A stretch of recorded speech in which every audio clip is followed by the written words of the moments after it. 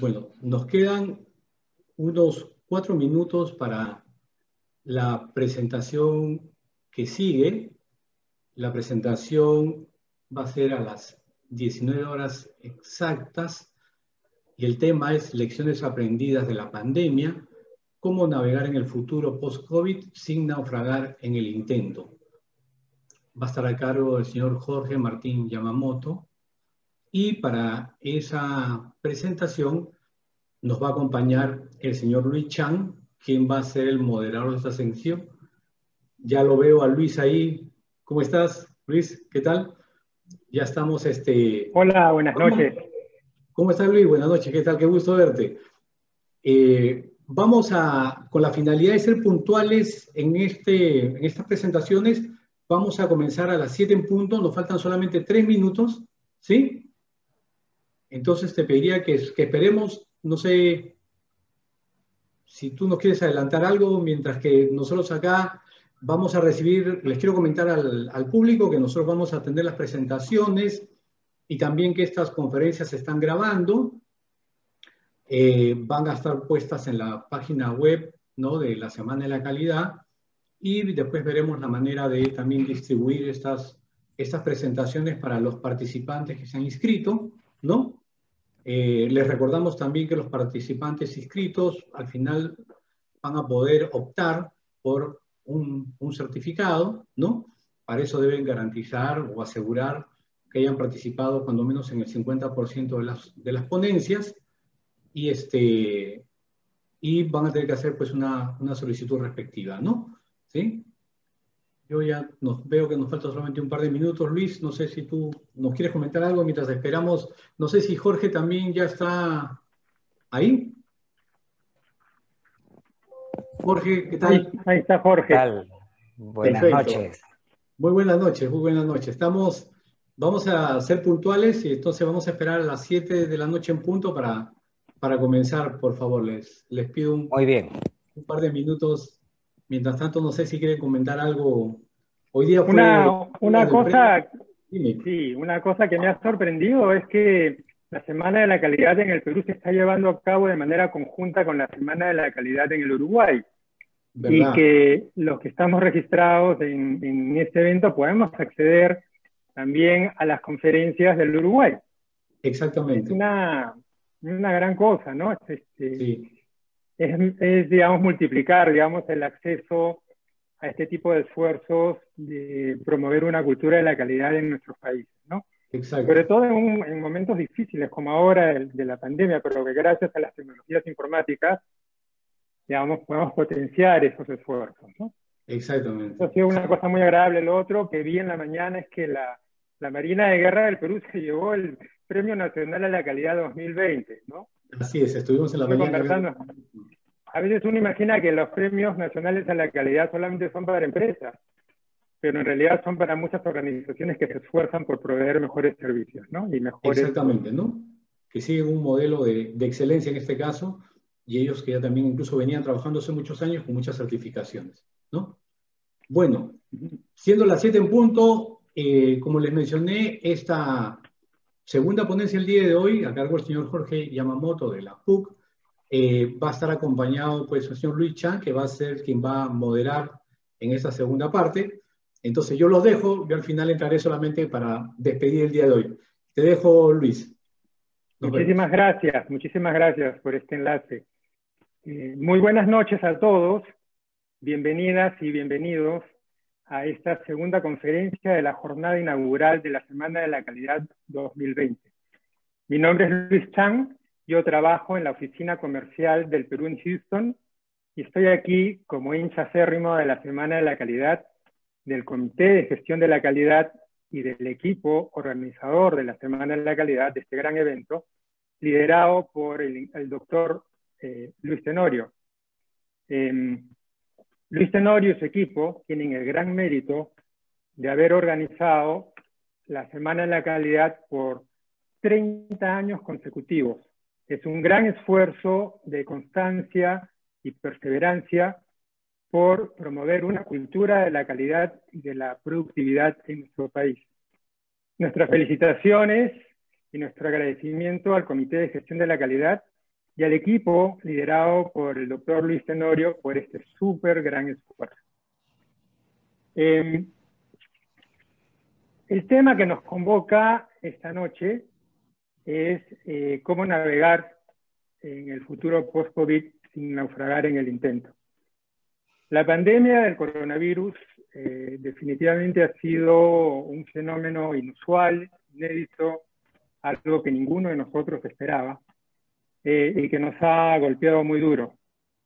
Querer imaginar o prever cómo va a ser el futuro post-COVID es algo muy complicado, algo difícil de imaginar, de prever, pero lo que sí podemos hacer es, para estar mejor, en mejor pie cuando tengamos que confrontarnos a la nueva realidad, es aprender las lecciones que la pandemia nos va dejando.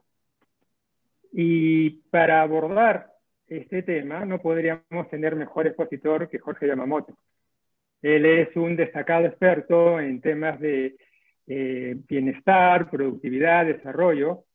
Es lo que llamamos en el Perú un crack, o como decimos en Estados Unidos de una manera coloquial, un rockstar de los estudios, las investigaciones y las discusiones sobre la felicidad.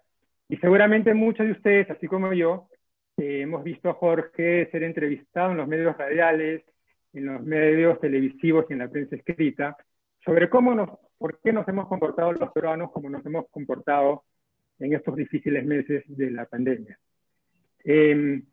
Antes de saludar directamente y darle la palabra a Jorge, quería permitirme agradecerle no solamente por esta deferencia que él tiene con nosotros de compartir sus reflexiones sobre qué lecciones nos trae esta pandemia y cómo podemos enfrentar este futuro, pero tenemos que agradecerle a él y a sus estudiantes porque usualmente a esta hora Jorge dicta clases en la Universidad Católica, así que han sido bastante generosos en cedernos esta hora para que Jorge esté aquí con nosotros.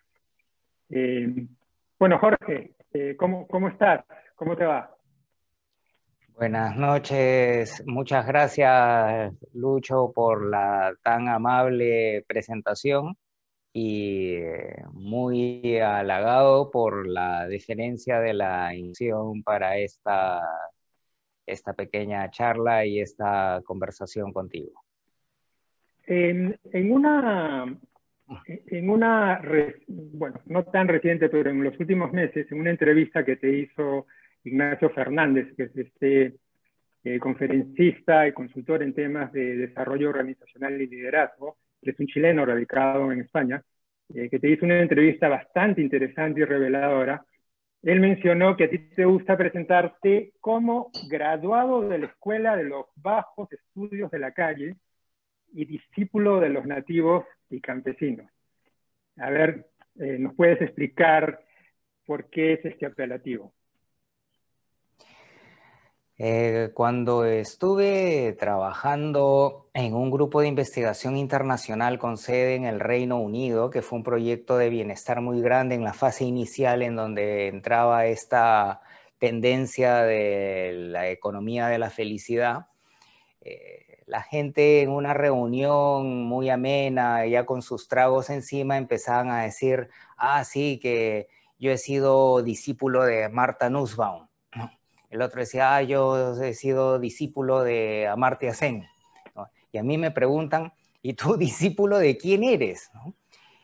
Y de manera sincera, yo ya había leído, obviamente, pues los libros de los respectivos gurúes, y no correspondía tanto con lo que los estudios etnográficos habían sido publicados en muchas partes del mundo, y mucho menos con la felicidad espontánea y natural que veía en los nativos, en los andinos de pequeñas comunidades rurales.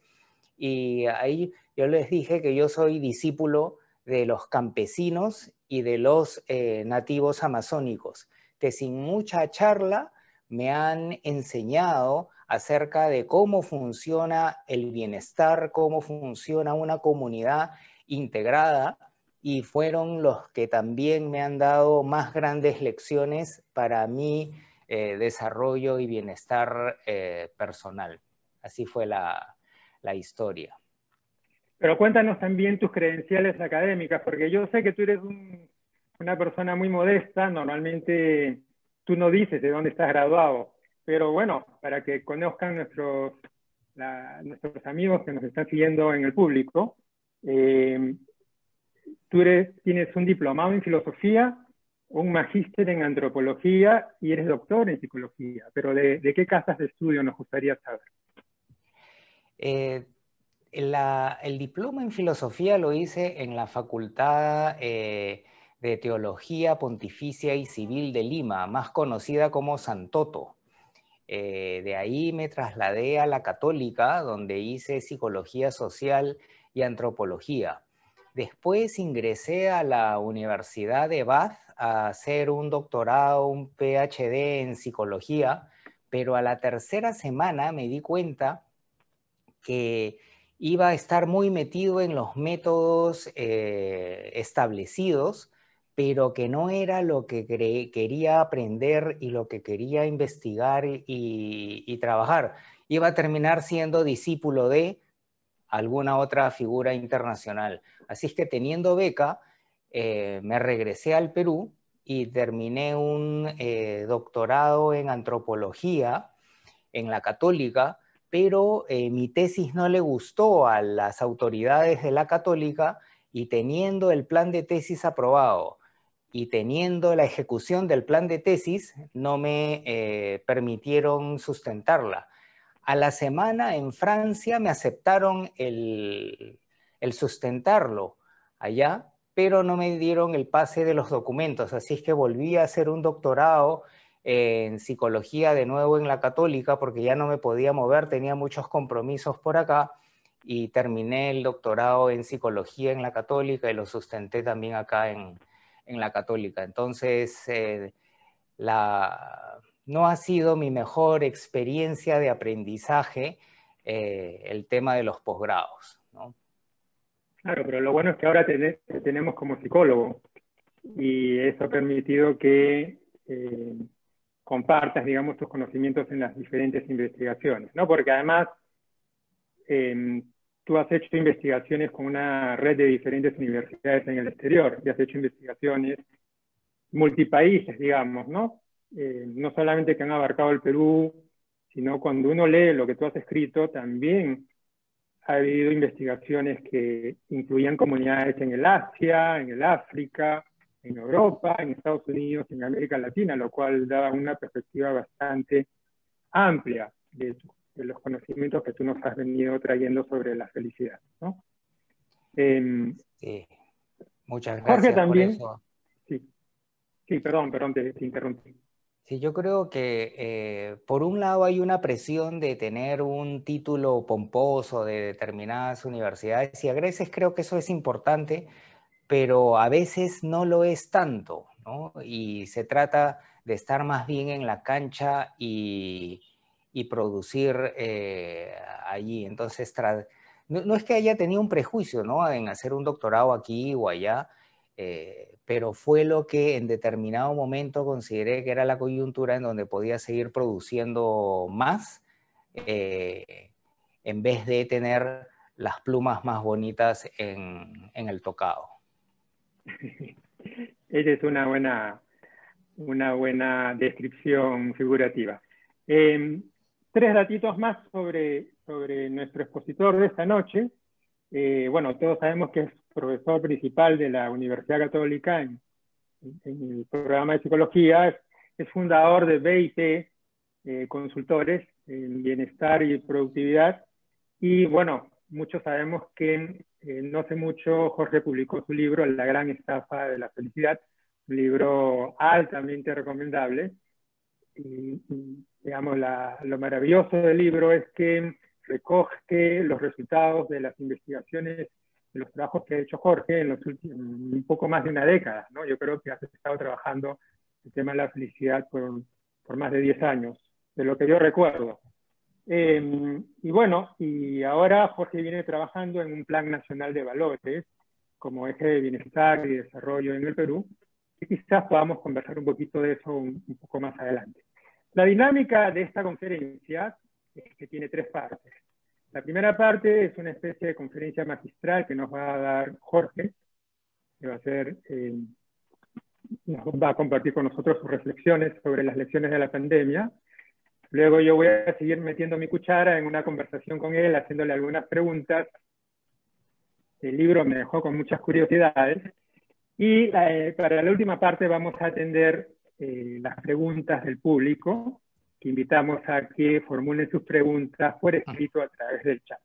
Pero antes de darle la palabra a Jorge, no sé si el ingeniero Benoni Sánchez nos puede ayudar con una encuesta que queremos que nuestros amigos y amigas del público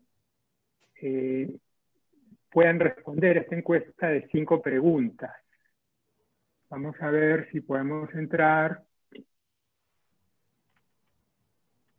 A ver, a nuestros amigos del público, en la parte superior de sus pantallas hay una dirección web que dice ahaslides.com/B_A980. Por favor, pongan esa dirección en su navegador preferido para poder acceder a esta encuesta. Queremos saber sus opiniones. Y también quiero entrar, pero no me permite minimizar esto. A ver.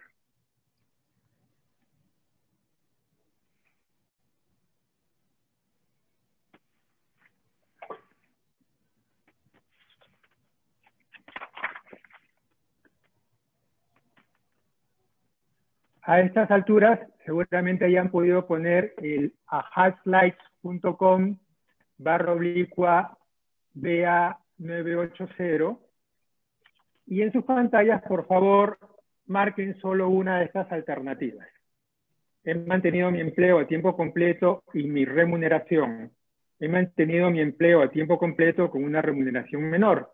He mantenido mi empleo pero trabajando a tiempo parcial. Estuve o estoy en suspensión perfecta. Estuve o estoy sin empleo o estoy buscando empleo. He mantenido el nivel de ventas prepandemia. He vendido mucho menos en relación al nivel de ventas prepandemia. No he registrado ventas o no he proveído servicios en este tiempo. He cerrado mi empresa, soy estudiante o soy jubilado.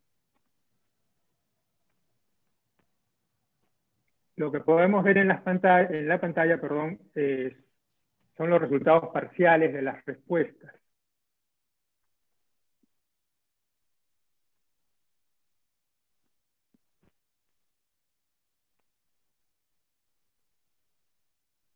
Todavía tenemos que esperar, tenemos un poco de tiempo.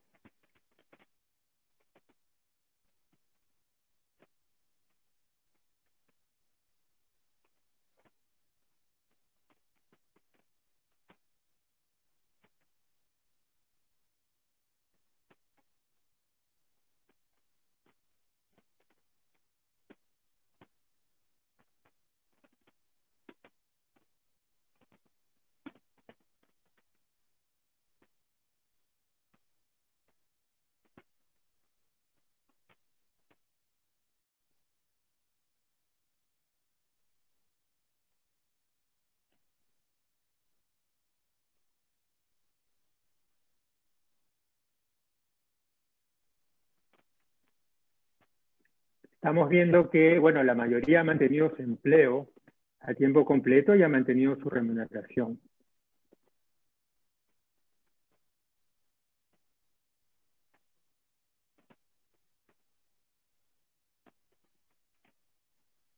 Bueno, muy bien. Entonces, ¿qué es lo que vemos acá en la encuesta que hemos hecho? Durante la pandemia, el 52% del público que nos está siguiendo ha mantenido su empleo a tiempo completo y su remuneración, que es una buena señal. Seguido de, bueno, casi un 10% que nos dice estuve o estoy sin empleo, o estoy buscando empleo. Hay un 10% de la audiencia que está sin empleo. Hay casi un 8% que ha mantenido su empleo a tiempo completo con una remuneración menor. hay un 6%, bueno, estos son los empresarios independientes, que ha vendido mucho menos en relación al nivel de ventas de prepandemia, que es una cosa natural. Un 3% ha estado en suspensión perfecta, un 2% ha mantenido su empleo, pero trabajando a tiempo parcial. El 8% que había mencionado, perdón, ha mantenido su empleo a tiempo completo con una remuneración menor. Bueno, vamos a pasar a la siguiente pregunta. ¿El COVID-19 es una amenaza o es un reto?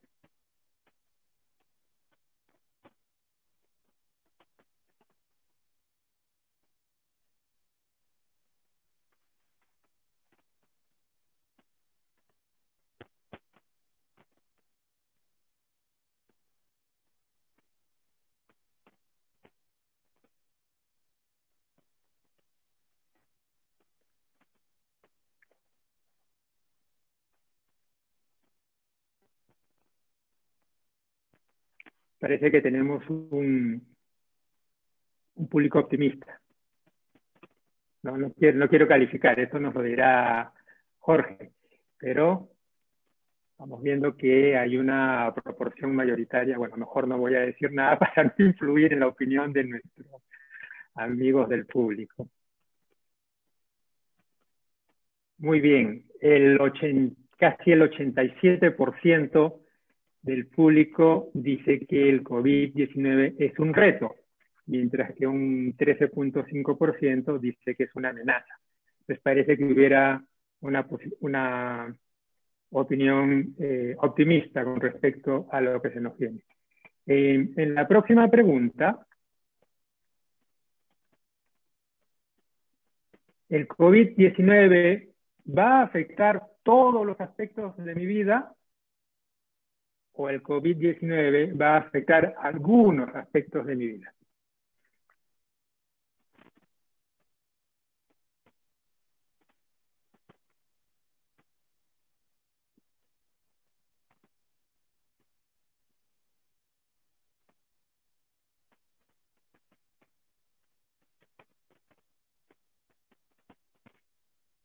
Bueno, a ver, lo que dicen los resultados.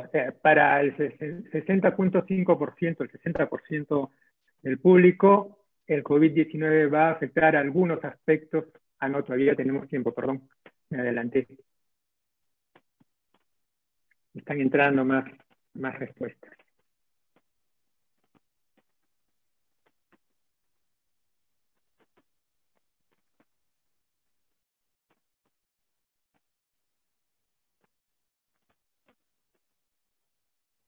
Muy bien, ahora sí. Hay un 64% del público que dice que el COVID-19 va a afectar a algunos aspectos de su vida, mientras que un poquito más de un tercio, un 36%, dice que el COVID va a afectar todos los aspectos de su vida. Vamos a la siguiente pregunta. Con respecto al futuro post-COVID-19, ¿hay luz al final del camino o no hay luz al final del camino? ¿Qué nos dice el público?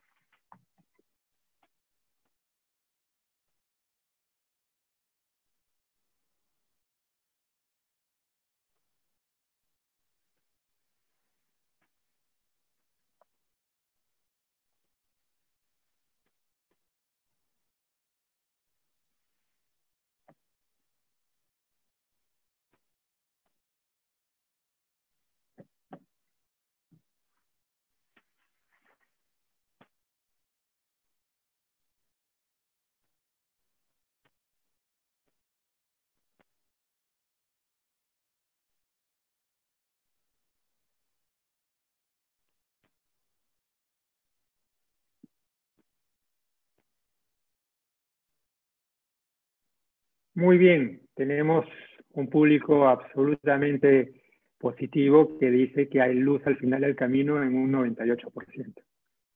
Creo que se nos viene la última pregunta de esta encuesta. Sobre el futuro post-COVID, espero recuperar mi situación pre-COVID dentro de 6 meses dentro de 12 meses, dentro de 18 meses, dentro de 2 años. Voy a ver esto para ver qué dice. O no creo que pueda recuperar mi situación pre-COVID.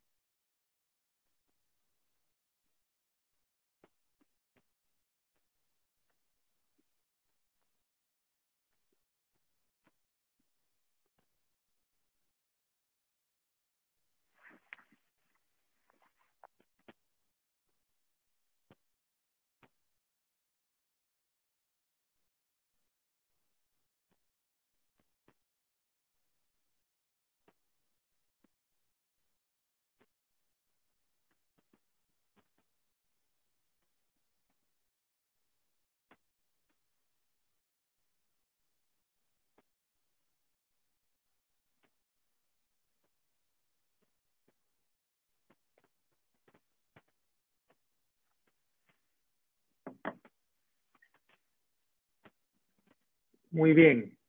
El 51% del público nos dice que espera recuperar su situación pre-COVID dentro de 6 meses. Esa es una buena señal. El 29% dentro de 12 meses, el 13% dentro de año y medio, el 7% dentro de 2 años y hay un 8% que no cree que pueda recuperar su situación pre-COVID. Muchas gracias por apoyarnos contestando esta encuesta. Creo que tenemos una buena idea de la situación de los miembros de nuestra audiencia. Me dicen por la mensajería nuestros amigos organizadores que no vamos a poder tener las preguntas del público. Este es un grave problema que no hemos podido corregir. Bueno, pero entonces vamos a continuar. Pido disculpas por eso, a nombre de los organizadores. Son problemas técnicos que hemos tenido, pero bueno, esperamos tener una buena charla con Jorge. Jorge, entonces, ¿qué te parecen estas respuestas? Y te dejo el micrófono para que nos des tu charla magistral.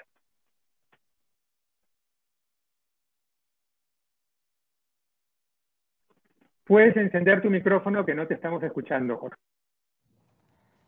Gracias. Sí, son resultados que me gustaría quizás comentar mientras voy presentando lo que había preparado para el día de hoy, si les parece bien.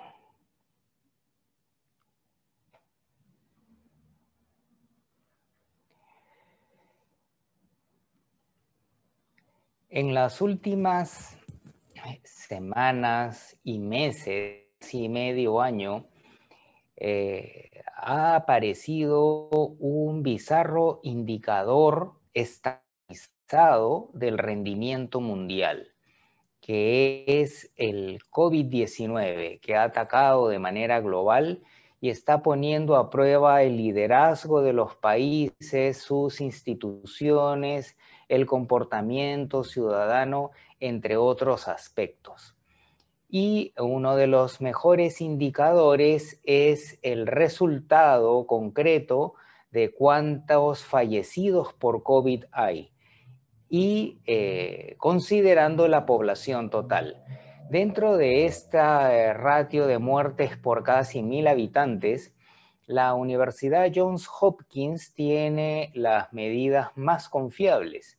Y en este cuadro extraído de la data del día de hoy, podemos ver que desde hace varios meses, y el día de hoy se mantiene, el Perú aparece como el campeón mundial en este indicador de antirrendimiento. Al inicio de la pandemia, yo escuchaba a Jair Bolsonaro y me tranquilizaba de la situación del Perú. También escuchaba a Donald Trump y decía, pucha, no vamos a ser los peores, pero lamentablemente me equivoqué. No era tanto el liderazgo, sino lo que aparentemente predice más este campeonato mundial es un caos cívico acompañado con un caos institucional que es lo que quisiera abordar el día de hoy. En el libro que amablemente ha citado Lucho, que fue publicado el año pasado, presentamos un capítulo sobre valores y dentro de ellos un valor que tiene que ver con el trabajo, que nos lleva directamente al tema de la calidad. En el Perú existen 3 valores fundamentales que fueron hechos sobre la base de estudios etnográficos en donde antropólogos estuvieron viviendo durante meses, casi un año, en diferentes partes del Perú. Hicieron entrevistas abiertas acerca de cómo ven los valores desde su propia perspectiva. Construimos una escala psicométrica que fue trabajada en el ámbito nacional en 2 ocasiones y a través de la técnica del análisis factorial confirmatorio, triangulando con la información etnográfica y cualitativa, llegamos a encontrar a estos valores. El que nos interesa en particular en este momento es el del trabajador optimista y resiliente. Quiere decir que el peruano valora ser un buen trabajador, ser optimista y fuerte ante la dificultad. Y esto corresponde con mucha claridad a lo que se observa en las magníficas pequeñas comunidades rurales. Mis maestros, Lucho, como hablábamos en la introducción, muy joviales. Aquí toda la comunidad se reúne a trabajar la chacrita de uno de los miembros de la comunidad y al día siguiente todos se van al siguiente y el siguiente, de tal manera que hay una interacción, pero en vez de ser una carga es un jolgorio, comen rico, bueno, después se pasan sus traguitos, etcétera, y hay un bienestar en cooperación en vez de en envidia machetera. Pero cuando se migra a la ciudad y aparecen varias generaciones, estos valores se van chichificando y terminan en una mutación representada a través del chofer de combi y su Robin el cobrador. Y así empieza a aparecer un estándar de calidad que es el así nomás. Este así nomás, en palabras de calidad total, podríamos decir que tiene ciertos paralelos. El justo a tiempo, el sistema de manufactura ampliamente perfeccionada por Toyota, se convierte en para mañana, hermanito, ¿no? Podríamos hacer otra encuesta, Lucho, acerca de el cumplimiento de carpinteros, mecánicos, proveedores de telefonía, grandes y pequeños distribuidores de delivery, y ni qué hablar de la hora peruana. Ahora ya no hay matrimonios presenciales, pero era lo máximo. Cada 5 años aumentaba 20 minutos el adelanto de la hora que aparecía en la invitación. La gestión de la calidad total, el TQM, el Total Quality Management, que no solamente medía la calidad de la salida de la producción, no solamente muestreaba, no solamente hacía una evaluación 100%, sino se gestionaba desde un inicio de la producción, se contrasta con un estándar de calidad en el cual desde la producción se ve que la cosa está así nomás, se le entrega al cliente, el cliente lo observa, se queja y dice, no, así es, brother, ¿no? Y el Hoshin-Kanri, que es el sistema de planificación en cascada que desde una alta dirección inteligente y honesta va cayendo hacia los diferentes niveles de la institución, se convierte en el Combi-Kanri, ¿no?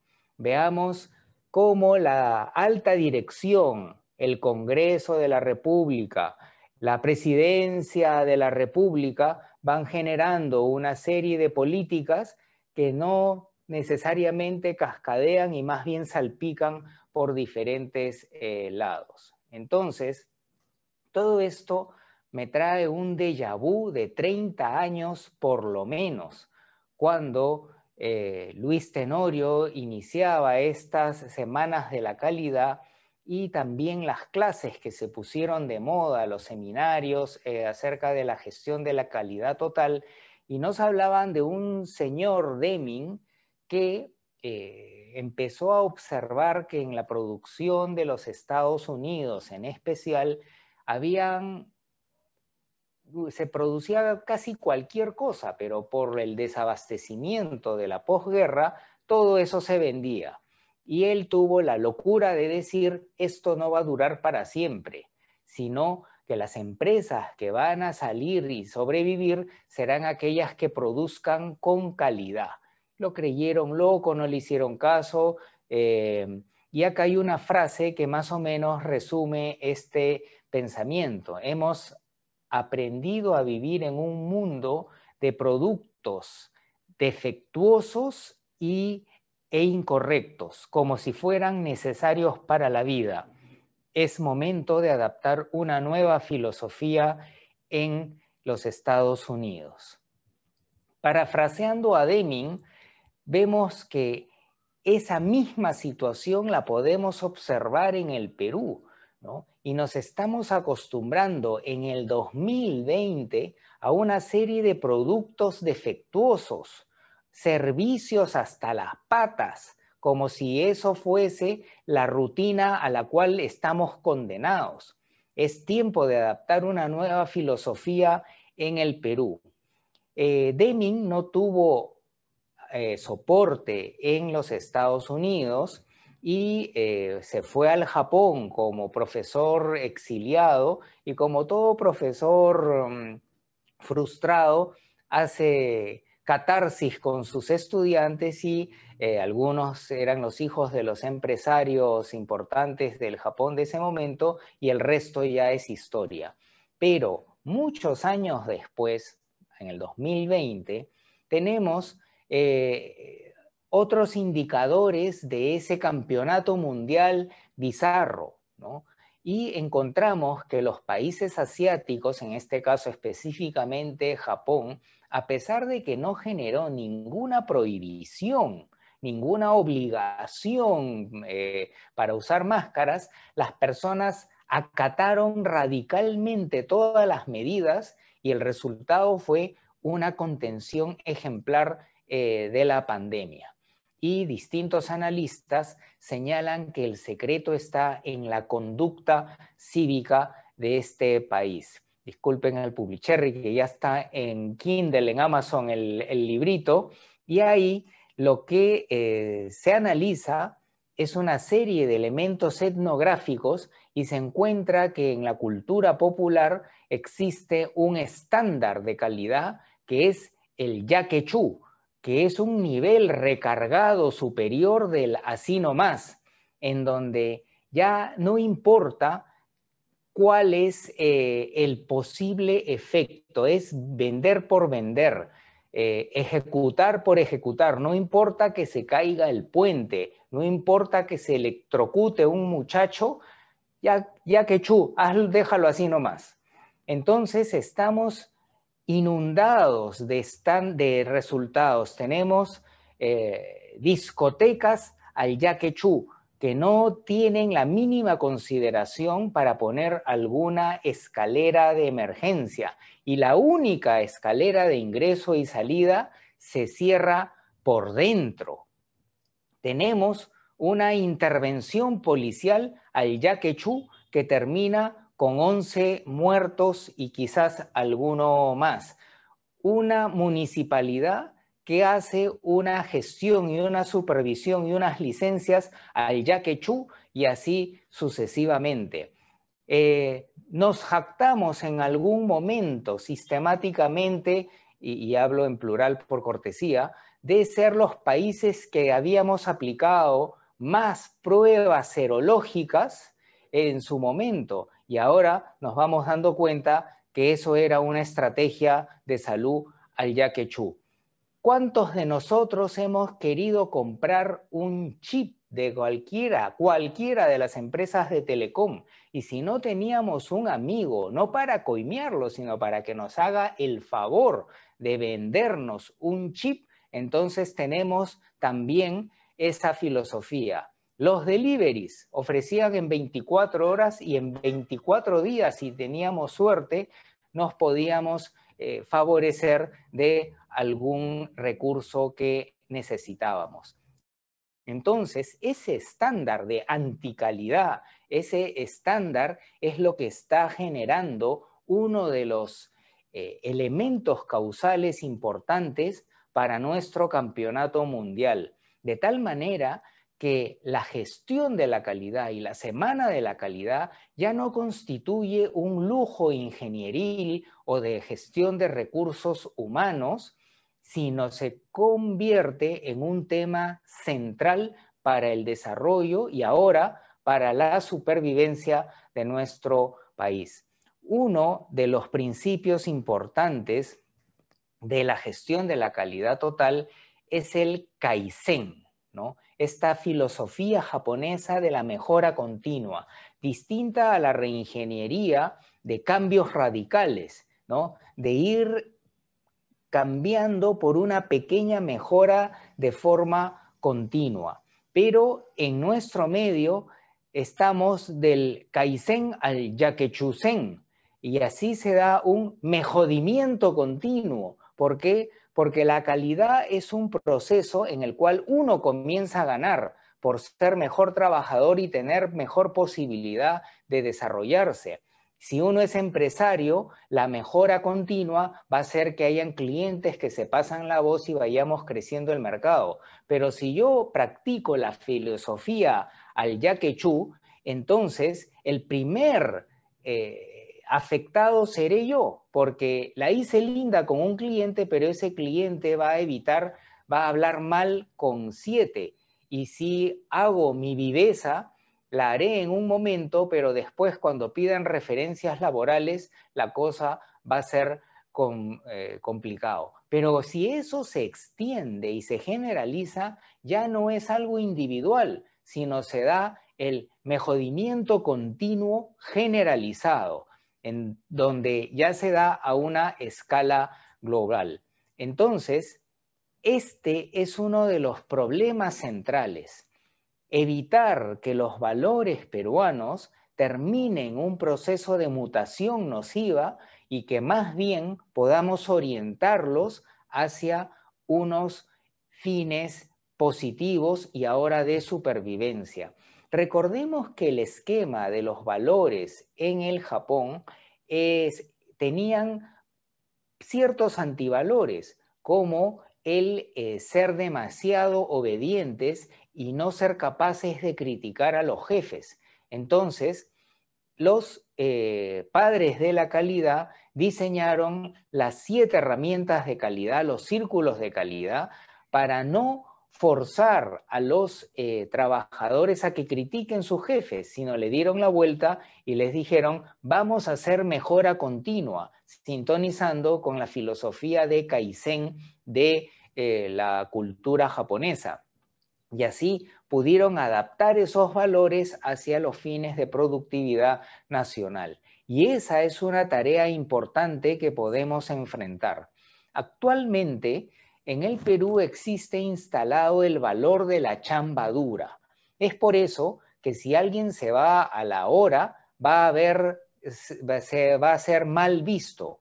Entonces, no importa si en su computadora está viendo solitario, su Facebook o cualquier otra variación posmoderna, este empleado que se va tarde va a ser bien visto, pero el que es eficiente y se va temprano va a ser mal visto o le van a dar más trabajo. Entonces, termina siendo un antiestímulo para el trabajo eficiente, consciente y cooperativo. La ayuda argollera y la tríada social del mal son 2 de los elementos importantes que también hemos mapeado. Cuando este es el valor de la tríada social del mal, o podemos llamarle envidia machetera. Cuando un peruano progresa, el otro se siente miserable. Empieza a rajar, es el ataque verbal, donde se devalúa su mérito, pero luego pasa a la fase conductual, donde invierte tiempo y dinero para bajarse al que progresó. Pero por teoría de probabilidades, este otro en algún momento progresará y el que fue macheteado le devolverá el favor o por deportes encontrará a alguien que se lo baja. Entonces esa es una suma cero que tiene un efecto fundamental en la productividad de las organizaciones, del sector público, de las universidades, por supuesto. Pero como los peruanos no actuamos solos, sino actuamos en argolla, terminamos armando núcleos de familiares y amigos que se atacan los unos a los otros sin tener la gran ventaja humana que es la unión y la cooperación. Entonces, es la envidia progresista y el trabajo cooperativo lo que va a ayudar, como lo que ocurre en el Valle del Mantaro, que cuando un huanca progresa, el otro se siente miserable porque es ser humano, pero dice, yo también puedo. Y en ese momento se motiva, se enfoca no en machetear a la persona, sino en alcanzar la meta. Y de pronto el envidioso se vuelve envidiado y el otro le dirá, ah, la hiciste, desgraciado. Y empieza a ser una competencia meritocrática. Esa es una palabra clave, meritocracia. Porque ¿qué pasa si tenemos instituciones públicas en las cuales no importa tanto la competencia, la profesionalidad, los resultados, sino a agradar y caer bien y estar cerca del jefe de turno que dura menos de 7 meses? Y si los que recién están entrando les va a interesar la estabilidad que implica no meterse en problemas. Entonces, en vez de la meritocracia, vamos a tener una gestión de chupamedismo que, por supuesto, no va a ayudar en nada. Entonces, este cambio de la chamba a lo bestia a chamba cooperativa y consciente, de la ayuda argollera al familismo cívico, no romper la argolla, sino darnos cuenta que es inteligente trabajar entre argollas para el bien de las propias argollas y el bien del Perú. Y una tríada sinergética de envidia progresista cooperativa es algo posible porque no queremos destruir y reconstruir los valores instalados profundamente en nuestros cerebros desde niños, sino queremos hacer una adaptación. Entonces, el decirle no al yaquechú podría ser uno de los elementos Pareto del desarrollo, es decir, uno de esos elementos de que el 20% va a generar el 80% de los resultados. ¿Y por qué no un plan nacional de valores?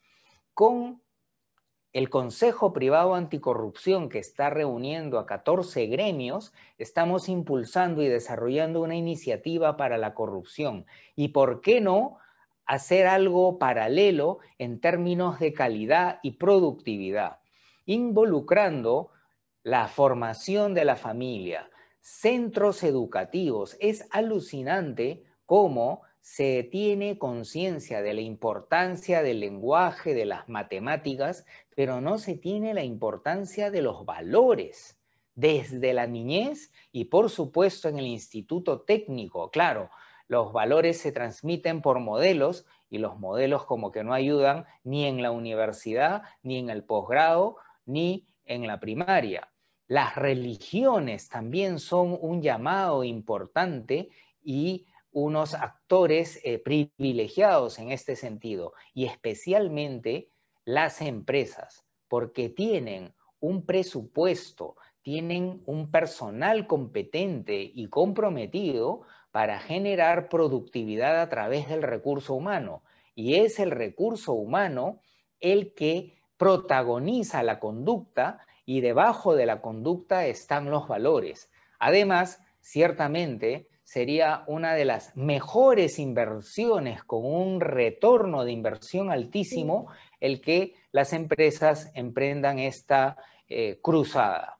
Ahora, ¿qué ha funcionado en países como en Corea o en Singapur, que en la década de los años 60 estaban igual o peor que nosotros, y ahora no tengo que decir en dónde están en materia de civismo, de control de COVID y de desarrollo de la economía.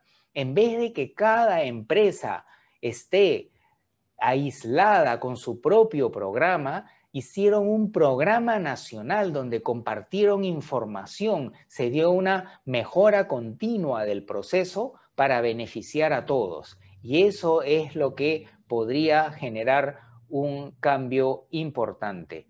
En suma, y terminando, ¿cómo navegar después del COVID-19 combatiendo los antivalores del trabajo yaquechú y planteando los valores del trabajo consciente, de la ayuda mutua, de Argollas Unidas por el bienestar de las argollas y del Perú, y convirtiendo la envidia machetera en envidia progresista? Y cada organización podría generar su propio modelo, pero mejor aún si se da una unión y una estrategia unida. Y quizás el CDI pueda ser una de las instituciones que saque adelante este propósito.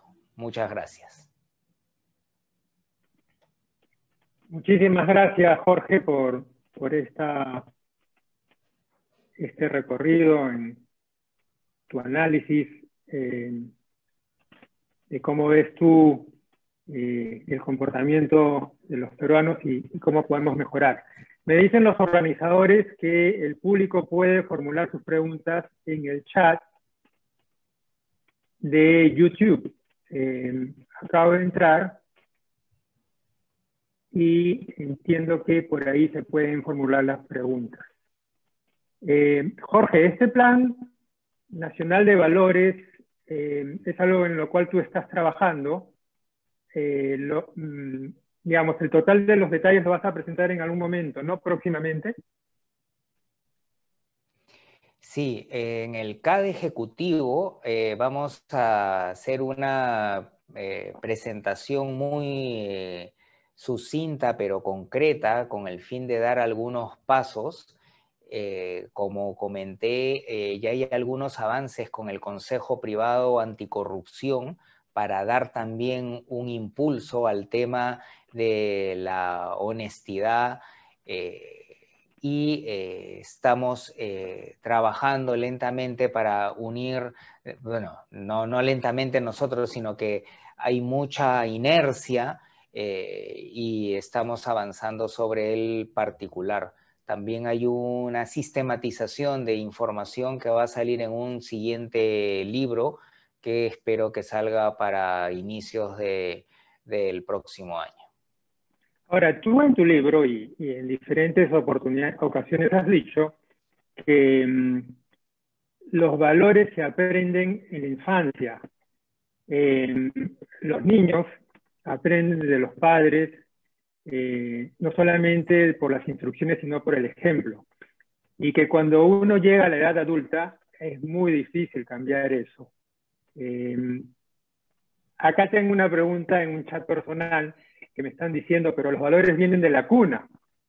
¿Cómo es que, cómo es que en el diseño de este plan vamos a poder empujar el carro para cambiar los valores digamos, a personas que ya somos adultas y que resulta un poco difícil? Porque una cosa es trabajar con la infancia, un esfuerzo de largo plazo ahora, pero otra cosa es cómo superamos esta envidia machetera, cómo trabajamos para que romper esta tríada social del mal, para que tengamos un comportamiento cívico, etcétera, etcétera, ¿no? Sí, yo diría tres cosas. Primero, tenemos que esperar que haya un liderazgo mínimamente saludable, ¿no? Porque no hay que ser analista sofisticado para darnos cuenta que con otro congreso como este para el próximo año y otro gobierno con asesores tipo y escándalos tipo Richard Swing, no vamos a llegar muy lejos. El segundo aspecto es el cambio de conducta, ¿no? El cambio de conducta tiene que ver con pocas normas importantes que la gente las considere correctas y que tengan una sanción sistemática si no se cumple. Por ejemplo, en el tráfico de la curva de Javier Prado, en una semana la gente de ir de manera salvaje cambió su conducta. En el tráfico en el Callao, el uso del cinturón de seguridad, dejar de fumar en los cines. Entonces, el cambio de conducta se puede hacer en un mes. Y el diseño es técnico, solamente que falta una decisión. Claro, y si Richard Swin va a asesorar esa estrategia, obviamente que no va a funcionar. Entonces, ese es el primer paso. ¿Y qué cosa ocurre luego? Se adquiere el hábito. Entonces, el antivalor va a seguir instalado, pero por cambio de conducta y por hábito va a generar un periodo de latencia. Con eso cortamos el mal ejemplo de los adultos, y mientras que se termina de quemar esta generación, ya se va educando a los niños desde pequeños para que protagonicen, interioricen estos nuevos valores. Entonces, esto es un programa en donde intervienen medios de comunicación, definitivamente, pero de nuevo, no puede ser una cobollada de estrategias, ¿no? En los países daneses se concentran en 3 o 5 valores centrales y todos empujan a esos mismos valores desde la radio, la televisión, la escuela, los padres, las municipalidades, las maratones, las polladas, y así se va generando convergencia, se va generando una energía cinética que es como el mar, que aquel que no se alinea lo termina arrastrando. Esa es un poco la estrategia general. Y de paso hay que reestructurar el sistema electoral porque lamentablemente no veo razón inteligente, salvo el milagro de octubre, que tengamos un mejor liderazgo para el 2021. ¿Cuál es el horizonte que podríamos prever para que se dé o podamos ver cambios efectivos en nuestro comportamiento de poder implementar este Plan Nacional de Valores? O sea, los principios son muy simples. O sea, desde la ciudadanía, si de pronto todos los peruanos estamos hartos de tanta cochinada y decimos ya, hoy nadie coimea, ¿no? La corrupción se acabaría ese día, pero claro, de ahí a que ocurra eso requiere una serie de cambios estructurales, ¿no? Pero por otro lado, ¿qué pasa si todas las empresas se ponen de acuerdo y se dejan de cosas y se promueve este movimiento? Habría financiamiento, habría permanencia, no estaría la volatilidad de que cada 7 u 8 meses se cambia de ministro, cambia su gente de confianza, y los que son estables ya saben que el nuevo ministro quiere hacer más o menos lo que le parece correcto y no empujan tanto lo que ellos creen, sino lo que el sujeto de turno señala. Ahora, ¿qué ha ocurrido en los países en donde se dio este cambio? Lamentablemente entró un gobierno que no era democrático, sino era más bien totalitario, pero con eso no tenía que dialogar con un Congreso y por suerte tuvo la visión de saber que había que poner orden, disciplina y moralización. Y arrasaron con todo y generaron este cambio. Entonces el reto es hacerlo en democracia y sin transgredir los derechos humanos y sin generar decenas de miles de desaparecidos.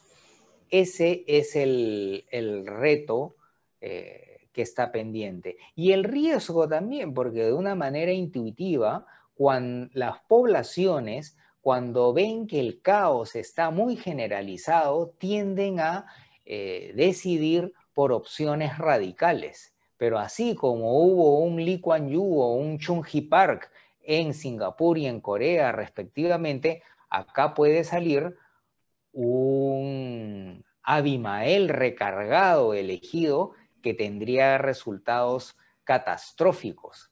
Por eso el empresariado debe de tener conciencia de que hay un riesgo que cubrir y el generar un movimiento popular de valores en donde todos ganen, donde haya conciencia y no nos dejemos llevar por impresiones, y ansiedades, por temores, constituye la mejor inversión para el empresariado y para el país.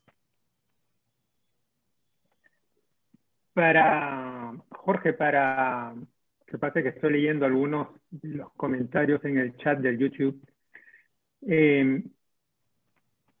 Para los ciudadanos de a pie como nosotros, ¿cuál es el rol que nos toca, los que no necesariamente estamos en una posición de liderazgo? ¿Cómo es que cada uno de nosotros puede comenzar a estar a favor de este Plan Nacional de Valores y cómo podemos contribuir a revertir este comportamiento, esta cultura de antivalores en nuestro país? A ver, paso 1, evangelización. ¿A qué me refiero?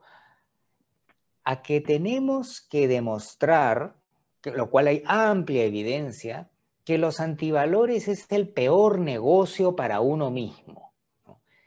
Se dice que la educación es la mejor herencia para los hijos, pero se está entendiendo mal.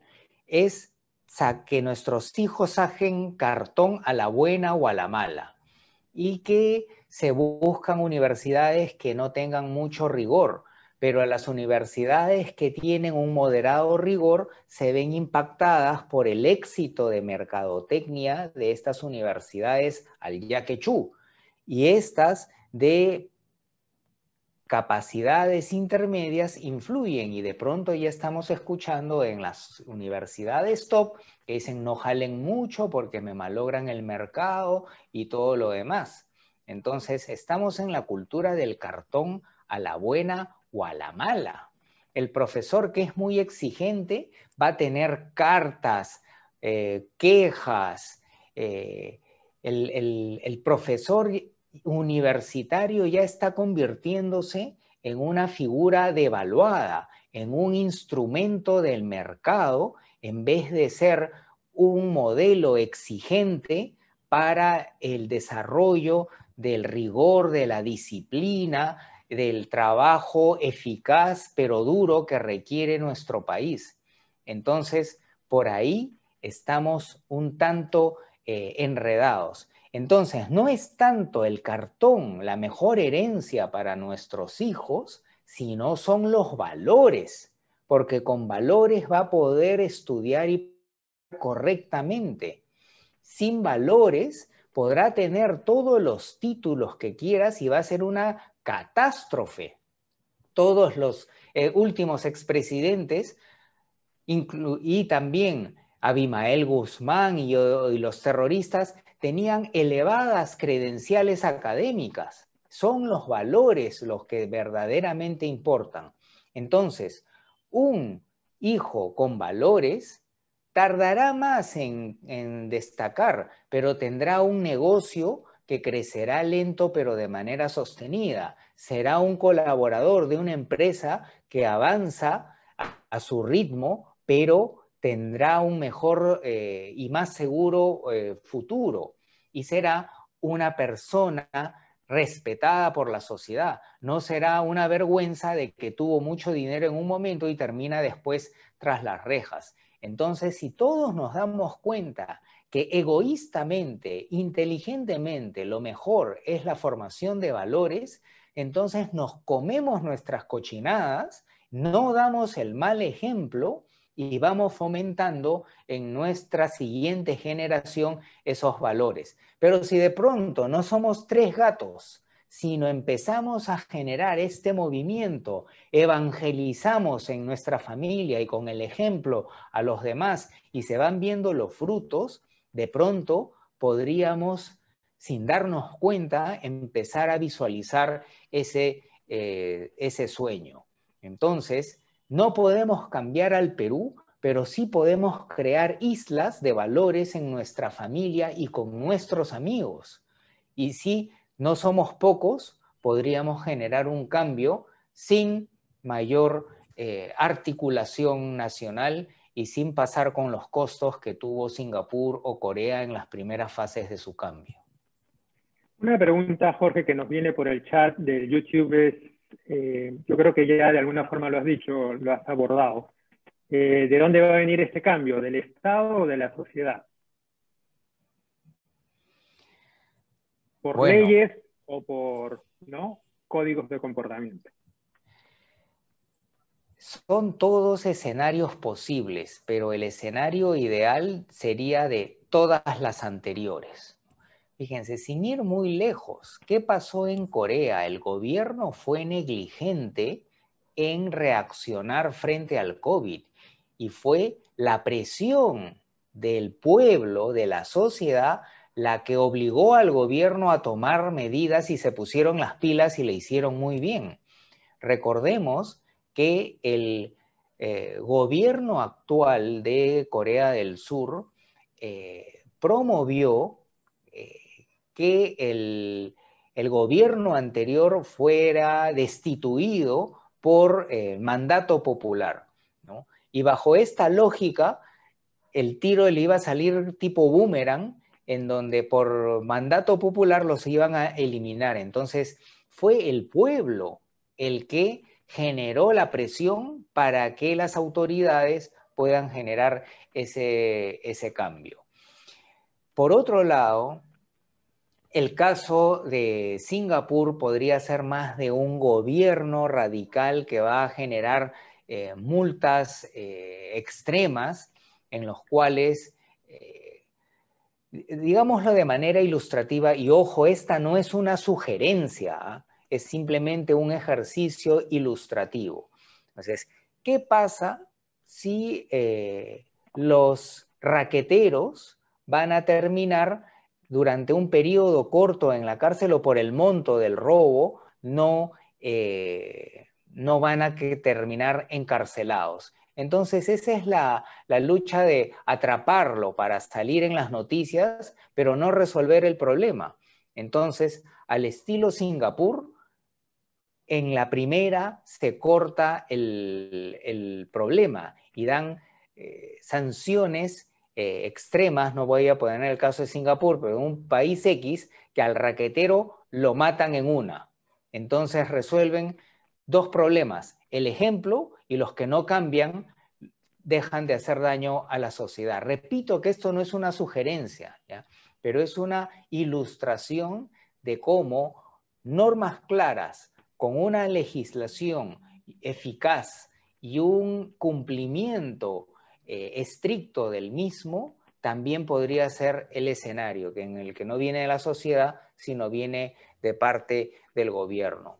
Y en la actualidad hay movimientos como el capitalismo consciente, la abundancia del modelo de Diamandis y Kotler, que promueven que las empresas van a ser aquellas que resuelvan los problemas de la sociedad. También están los movimientos opuestos, ¿no? En donde la empresa no debe de sustituir el rol del gobierno y mantenerse en su espacio, pero son todas esas las opciones que podrían ocurrir, o todas a la vez, o una combinación de ambas.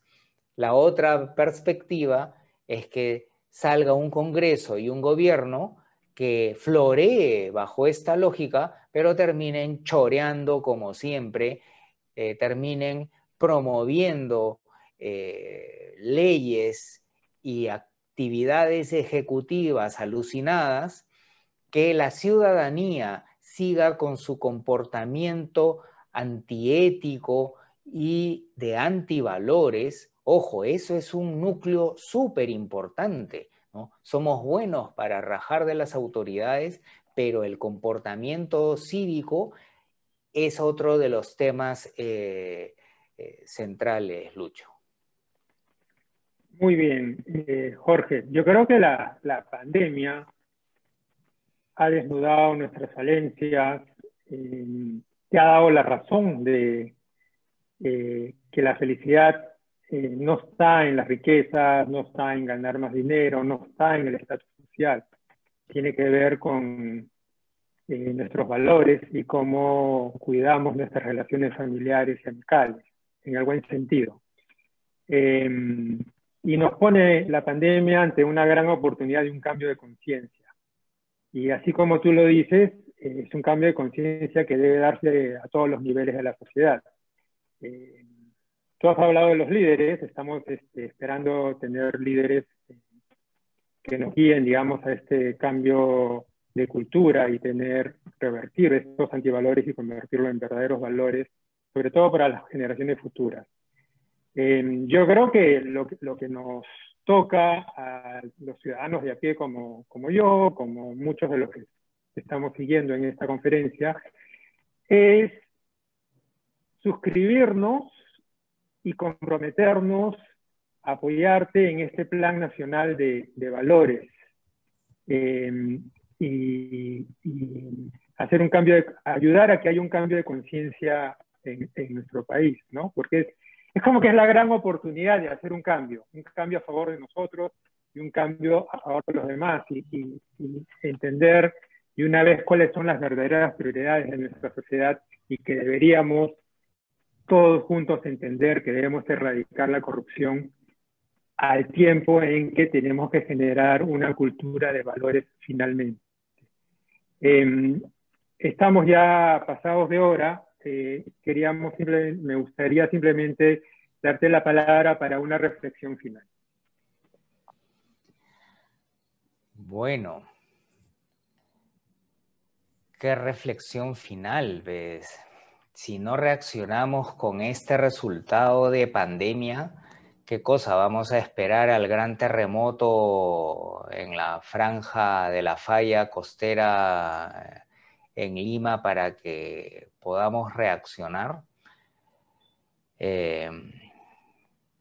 Yo creo que ya estuvo bien y cada uno tiene que tomar una pequeña decisión diaria y empezar a generar una energía que vaya contagiándose, porque esta es una cuestión de que debe iniciar en uno mismo, en vez de estar,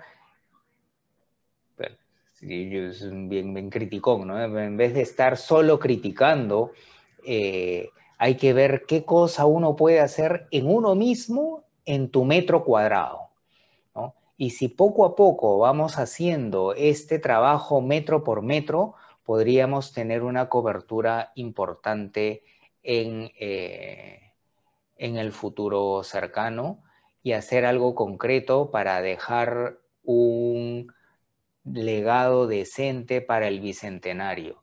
El Bicentenario yo no lo veo como un obelisco, como grandes fuegos artificiales, como si hubiera mucho por celebrar, con grandes actividades culturales. Culturales sí, pero la cultura viva de los nuevos valores que van a llevar el bienestar y la productividad a nuestras futuras naciones.